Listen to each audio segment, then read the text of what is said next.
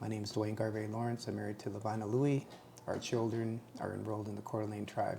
And I am the founder of MMIW Bike Run USA 2020 and 2021.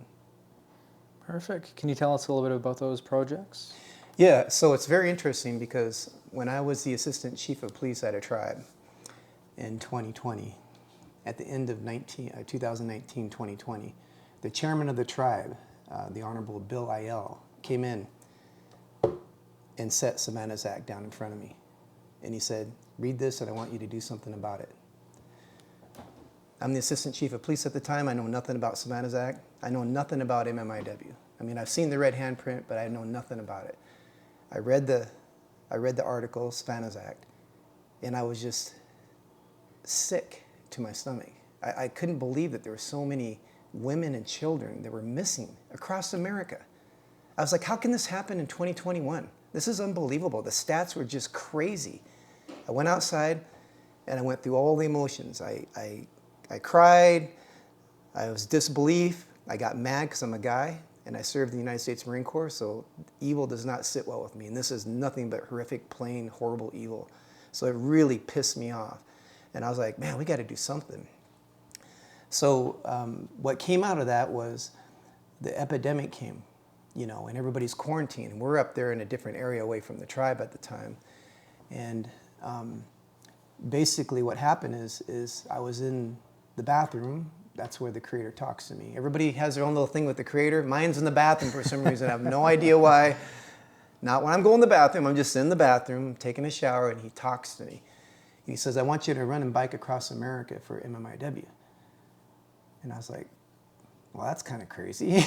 I'm a little older now, And so I came back out. I went to my wife, Lavana, and I said, this sounds really weird, but I want to run and bike across America. And I want to do it for murdered and missing Indigenous women, and I want to do it for the advocates. And there's one advocate in Seattle, Washington. Her name is Earth Feather Sovereign, and she's been instrumental in bringing a lot of change for the movement in the Seattle area. She's a nonprofit organization. It's actually MMIW Washington State, I believe it is. And what I liked about Earth is that she doesn't care whether you're a Democrat or Republican. She doesn't mix politics into this movement, and it shouldn't be in this movement. This movement is about people's lives.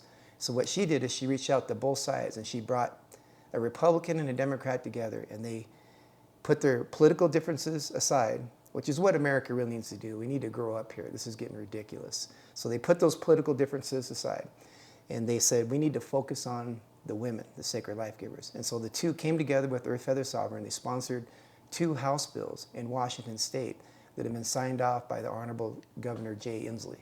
It's been amazing. I mean, and so that just completely motivated me. I was like, what can I do to help? Well, I'm an athlete, and I'm still in great shape.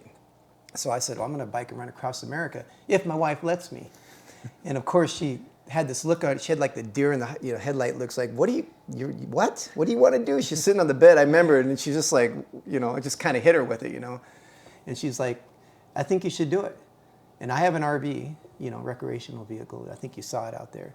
So I have that, and I thought, okay, well, everybody's secluded in quarantine, so somebody can join me, because me by myself isn't going to work. I need somebody to go with me.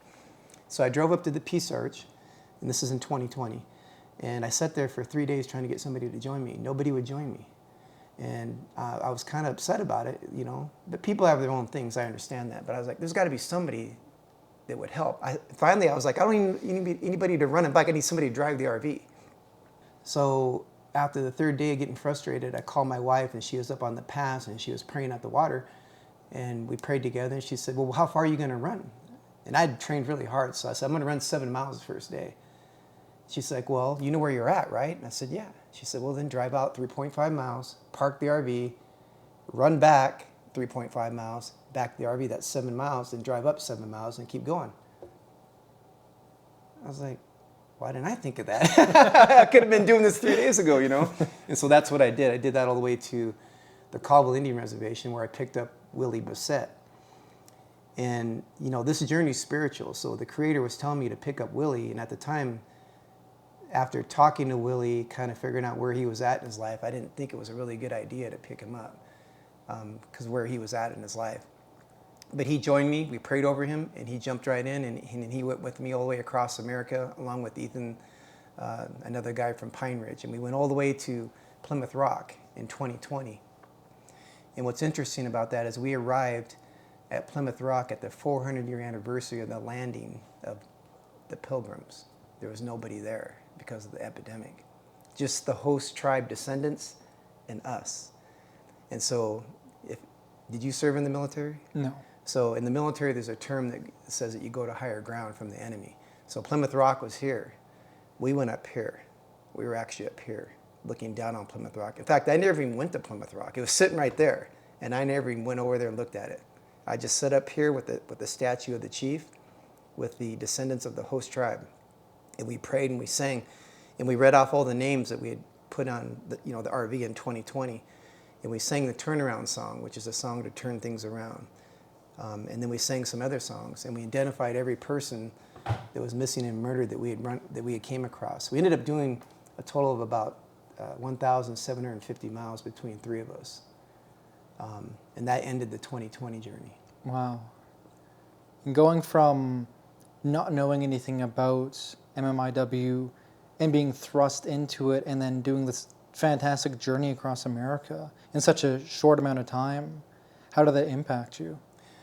Well, in 2020, it was more of us running and putting a physical effort in. And so we were praying. So every state that we went into, we stopped and we prayed at the border. And we don't have any political agenda. We're just praying that the evil get exposed.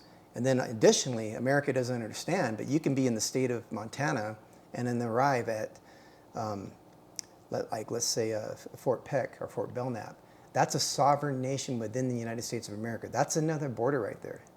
America doesn't understand that. When you're in Montana and you see the sign that says, "Welcome to the Fort Belknap Indian Reservation," you are entering into another country. It's a sovereign nation within the United States of America. So we stopped at every border of the reservation and we asked permission. And we had, protocol items that we wanted to give away, but there was really nobody there. There's a couple of reporters that met us in 2020. And so we would ask permission to the ancestors, can we come aboard? We'd light smudge. We would prophesize what's going to happen, that MMIW, the blood that's been spilled across America, would be exposed. And, there would be awareness, and then we demanded justice to be done. So that's what we did all the way across in 2020. And you ran again in 2021?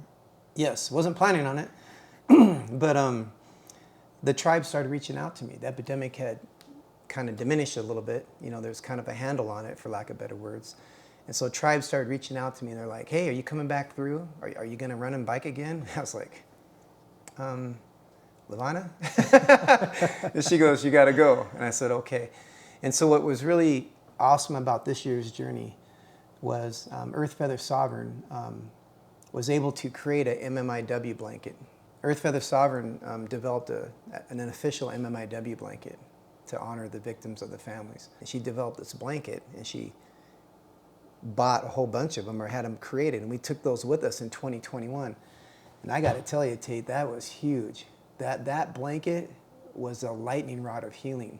I mean, we'd have a family sitting there, and you could just see the haunting look in people's eyes, and these women.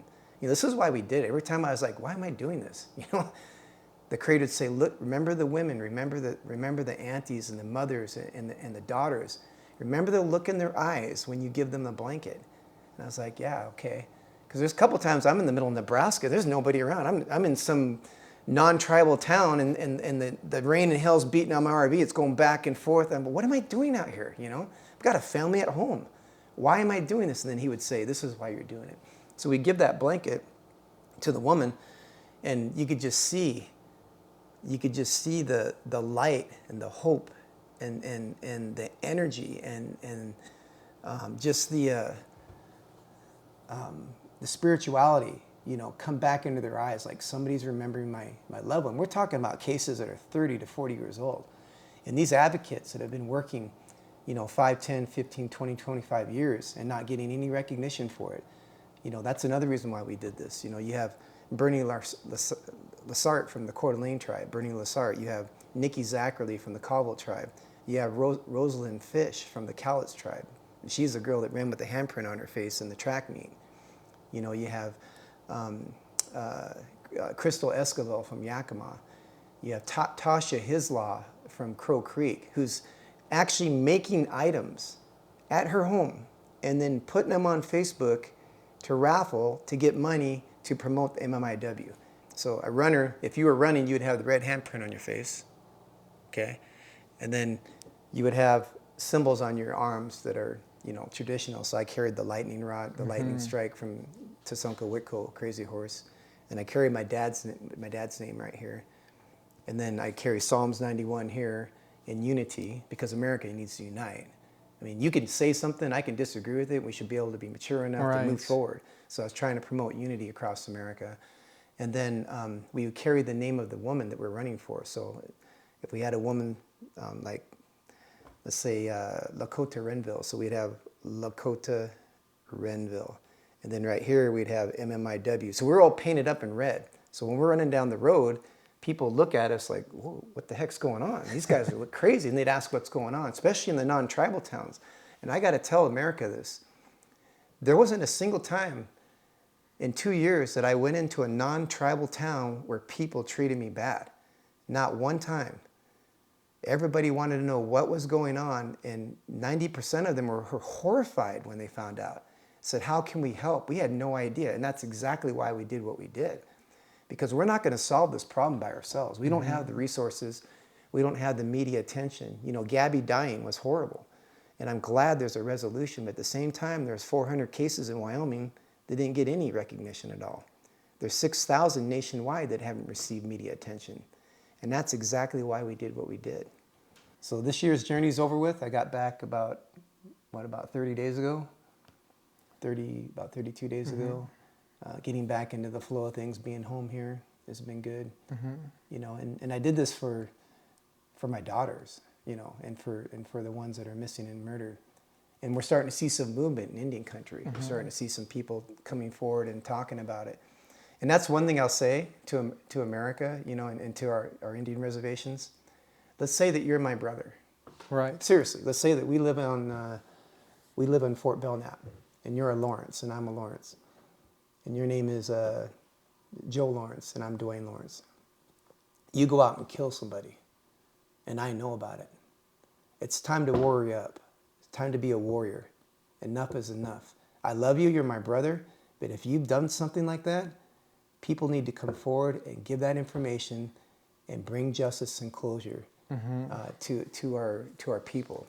Because what happens, it's like taking a rock and throwing it in the pond and it ripples out.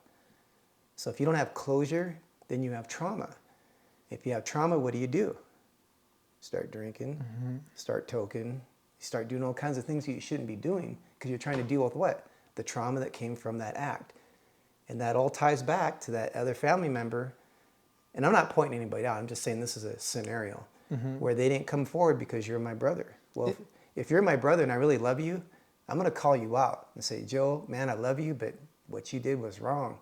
And you need to take accountability for it. You need to honor our ancestors, and you need to clear our family name. Because Indian country will forgive you. We're very forgiving, but what doesn't go good is if you keep hiding it and not saying anything about it. And everybody talks in the community. So if there's a community member who has any information on any of these cases across America, call into the FBI, call into the BIA, call into the police department and give that information, because we need to clean this up. Thank you. And much like our project, as we go along, your journey is never done and your work is never done. And though you finished your run for this year, how can people continue to support this cause, and how can people move forward and understand what's going on? Are there any pages? Are there any places people can donate and support this very important cause? Yeah, so if you want to look at the journey from the last 2 years, all you have to do is take the hashtag, right? It's a hashtag that you see on your phone, hashtag MMIW Bike Run USA 2020. You put that in there and you'll see all the videos and all the photos from the 2020 journey. Now, if you change it to 2021 using the same hashtag, you'll see everything that we just did. So that's one important way to do it, because you're going to see the youth running with these eagle feathers. You're going to see elders praying and singing. You're going to see women getting blankets. But we have a GoFundMe site, and the GoFundMe is $186,090. And I chose that number because in 2019 into 2020, when this whole thing started, there was 18,690 people missing. Human beings of all races, just gone. Nobody knows where they're at. And so I carried that number, 18,609. So the intent of the GoFundMe side, none of that money is going to come to us. If we have a sponsor, we're going to use a sponsor to pay for our costs. This year's journey cost my wife and I $7,000. It's a lot of money, So this isn't just you're doing the same thing, but you're doing it for a reason. So, the GoFundMe, the sponsor pays the money, and then we take what we spent, back, but the rest goes back to MMIW in Seattle, Washington. And so the 186.90, the intent of that is to fund nonprofit MMIW organizations like Earth Feather Sovereign and the advocates that have limited budgets like Tasha, His Law, and the rest of them. And Earth Feather Sovereign can take care of all that. So when they donate to this, it's going to go to Earth Feather Sovereign. Perfect. Well, thank you so much for the work you've done, and I look forward to seeing more work you do in the future with this project. Thank you.